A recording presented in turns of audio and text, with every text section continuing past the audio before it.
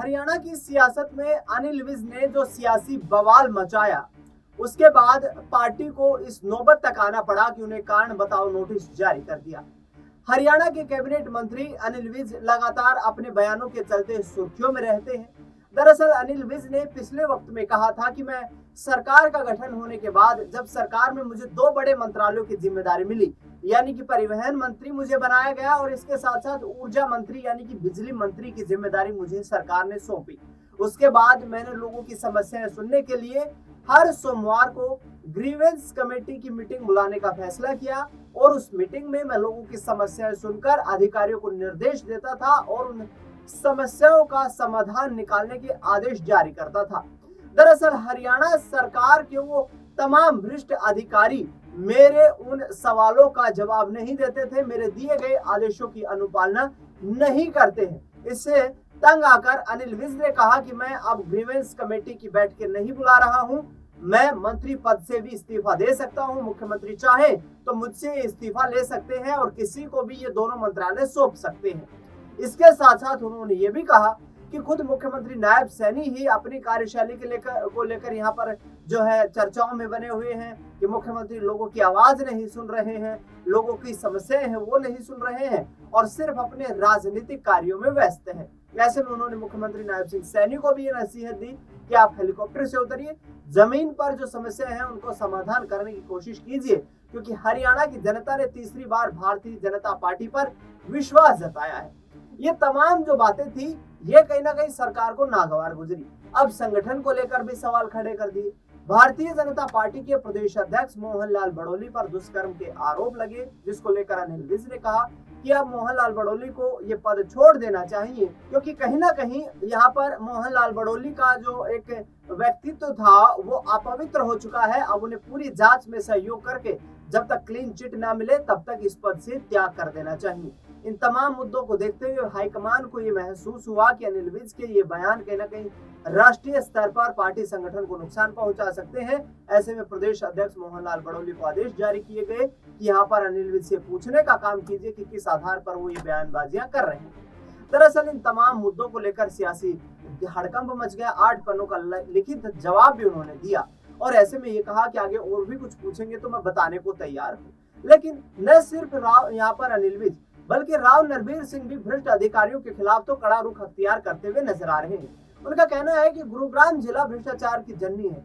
पिछले 10 सालों से भारतीय जनता पार्टी की सरकार है। भ्रष्ट अधिकारी गुड़गांव को लूटकर खाने का प्रयास कर रहे हैं। गुड़गांव के लोगों की समस्याओं का समाधान करने के लिए मोटे मोटे पैसे कमाए जा रहे हैं, वरना ये अधिकारी इतने भ्रष्ट हो चुके हैं, सबके बड़े राजनीतिक आका है कि ये काम करना नहीं चाहते हैं। इन तमाम मुद्दों को लेकर के सियासी घमासान छिड़ गया और उसके बाद राव नरबीर सिंह का वो बयान सुनवाते हैं।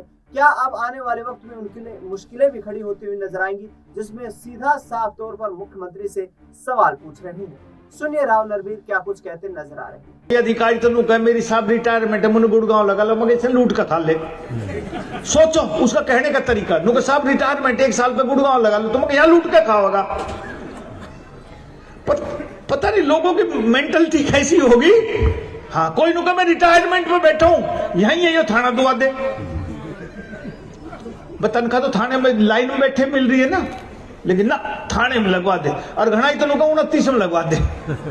अब सोचो, अरे नरबीर सिंह तो तुम यह उम्मीद रखो कि मैं 29 में लगवाऊंगा, थानेदार लगवाऊंगा ना। मैं तो किसी कहता ही नहीं, सही बता रहा हूं। मैं तो जो काम ना करे उसका चलता करने का इलाज करता हूं बस, कि गुड़गांव में वो आदमी नहीं रहेगा जो गुड़गांव को लूटने की कोशिश करेगा।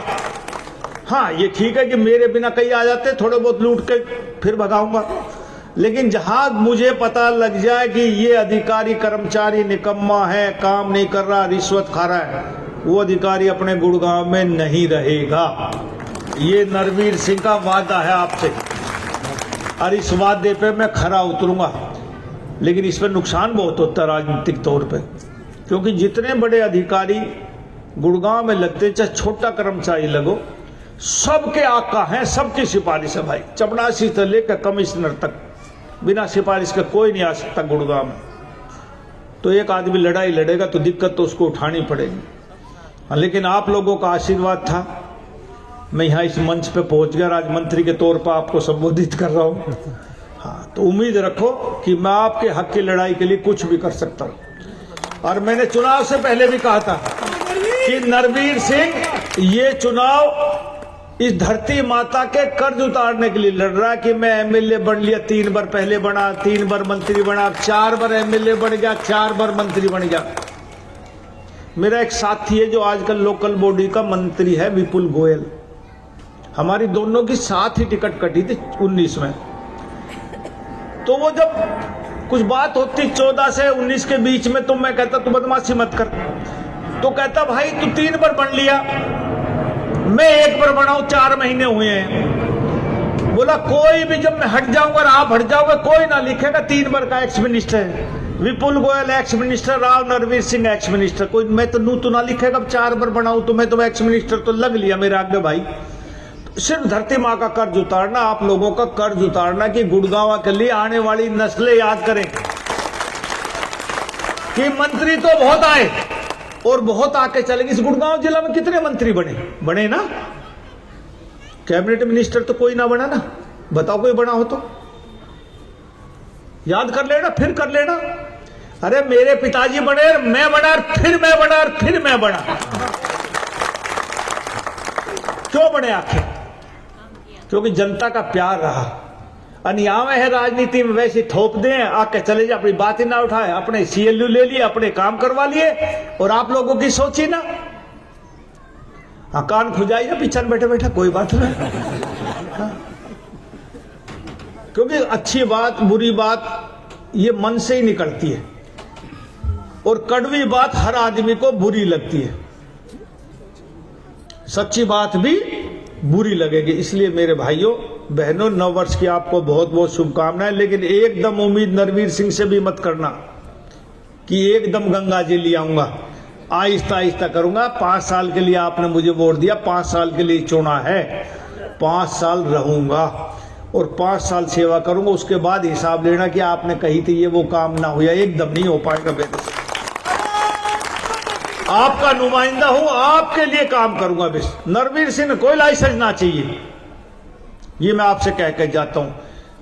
क्या कहते हैं 2024 मेरा अपना कोई काम ना पाएगा।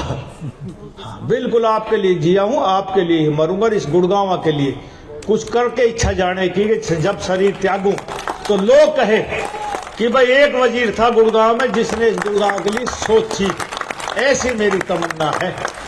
आपका बहुत बहुत धन्यवाद, बहुत बहुत शुक्रिया, बहुत बहुत आभार। जल्दी फिर आऊंगा, ये नहीं कि मैं आज आके चला गया फिर नहीं आऊंगा।